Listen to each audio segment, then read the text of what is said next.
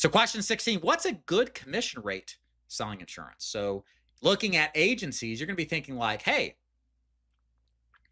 this commission is 40%, but this company offers 100%. That's a lot better. Why shouldn't I just do the 100% commission? Maybe you should, but maybe you shouldn't. It depends more on just the commission rate. So the idea that there is a good commission on its surface is incomplete. Dr. Dave here is going to have to know a little bit more to diagnose whether it's good, bad, or ugly. And of course, I can help you do that. So let's talk about that. So first of all, my number one advice here to y'all is don't chase money. Okay? Don't chase the highest commission. May not be the best. And in most cases, it's not because it lacks everything else necessary to help you succeed. So let me help you understand commission a little bit more. Higher isn't always better. You got to look at never judge a book by its cover. It's kind of the same deal. What's inside the cover, the pages, the story, the learning experience, well, that's worth more than the picture on the front. Likewise, the agency is more than just a commission rate. And your ability to earn is more than just a percentage rate, okay? So things like support has real value. Training, man, does it impact earnings substantially. Great training makes a huge difference. Not for everybody. Some people, you can't teach them nothing, all right? I'm not here to tell you that anybody can sell. Only some can, and it's the minority of people, all right? But I can tell you that for those people who are in that minority that have the ability, if they're paired with a great mentor and trainer and they're humble and coachable, the success rate is substantially better. Leads affect profitability. So leads do matter. If you join and have the highest commission, but no insight, access, and direction on lead quality, what are you going to do with that 120? Yeah, nothing. So your effective earning is lower than if you had a lower commission, but really good quality leads and training and support to help you develop. See what I'm saying? So it's not just the compensation percentage, it's all the things involved with what it takes to make a sale. So look at the total opportunity, the total package, right? What do they bring into the table? If it's just commission, you're probably not developed well enough as a producer to make that work for you. So ask the right questions. What do you ask when it comes to what's a good commission? Beyond commission, is training included? Are leads provided? Are they free? Are they not? What fees do you charge? Look at the contract in addition to make sure there's no hidden fees. What carriers are available?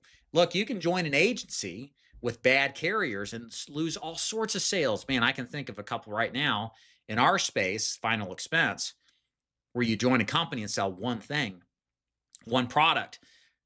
You're going to miss sales left and right you don't even know about, because if you're a broker representing multiple carriers, you can pick and choose the product that's best suited and make a sale where you otherwise wouldn't, independent of how good you are selling it.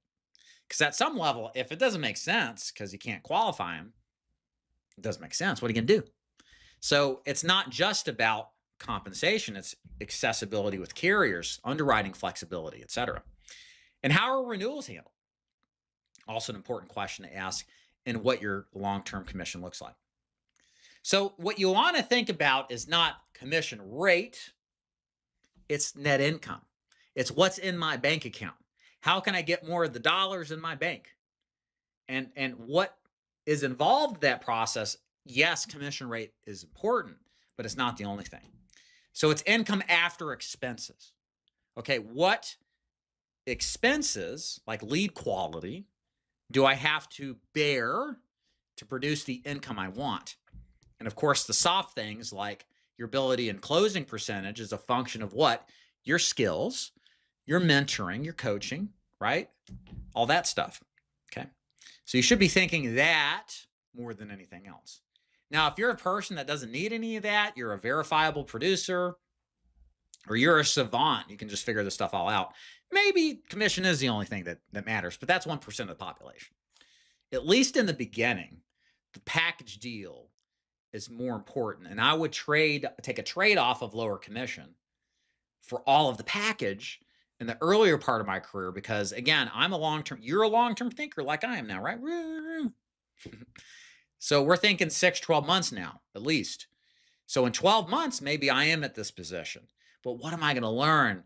What am I going to learn from all the mistakes I made that I don't make now 12 months in versus the first day in? And how much less risk is there going to be so I can take that higher commission and then also buy my own leads?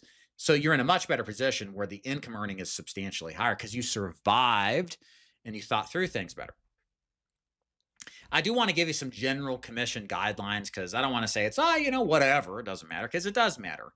So I want to tell you kind of what I would consider to be like the guidepost of what to expect depending on the most popular products to sell. Because there may be positions where you're like, hey, I want to be in a free lead program, but their average commission pays 10%. Is that a good deal? Because I get all of the package. I'd probably say no, Or, hey, I get 120% commission. This is fantastic selling final expense, but I don't get anything, and I've never sold anything before. Is that a good deal? No. So you see there's kind of these extremes. So let's go over these real quick. So if you're in the life insurance space, you're selling mortgage protection, term, IUL, final expense. 90% for most products, buying leads is the key thing here, okay? That's with the main products with the ability to scale higher based off of production. That's a good opportunity. If it's like 50, 60, 70% and they make you buy leads, bad idea, okay? If you're in a free lead environment, 20 to 40% is kind of where you want to be at. Like with us, our primary product pays 40%. That is considered, I would say, good because the leads are not being covered by you. So the agency has to make more money per sale by lowering your commission versus say where you would buy it in order to make it a sensible arrangement.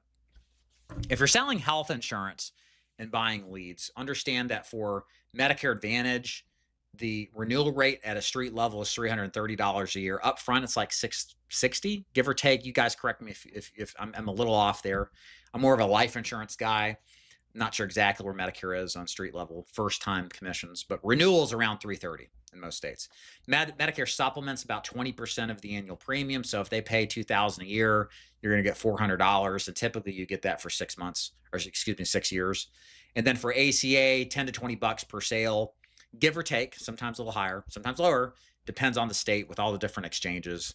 Commission is very state-based in ACA. So that's what I would expect if you're buying leads. If you're in a free lead system on health insurance, typically the way they're arranged is a base pay, like 15 bucks, and then a bonus per sale if it does actually occur. And that can range wildly depending on volume of production you do, time of year. $40 to $100 is typical. Okay, just to give you some expectations of where to at least go and what to avoid. Okay, and again with commission, one thing that's not on here, it should be easy to understand. Like this is easy to understand, right? Like with life insurance, we base the commission off of annual premium. So if they pay $1,000 over the year, the annual period, the annual premium, you get paid 90% of that. So you're paid $900, right? That's easy, right? It's when they start getting complicated that if it's not that simple, my brain shuts down and I don't even look at it as a producer. Because if it's complicated, I'm getting screwed somewhere. That's how I look at it. That may sound low IQ, but it actually tends being the case very often, is that if it's complicated and there's all these different rings and arrangements and it's a big hoopla, somewhere in there, you're getting screwed. So, and I want to say that's more often the case on the buying lead side that we see these kind of screwball arrangements. So be aware of that. That's all I'm saying.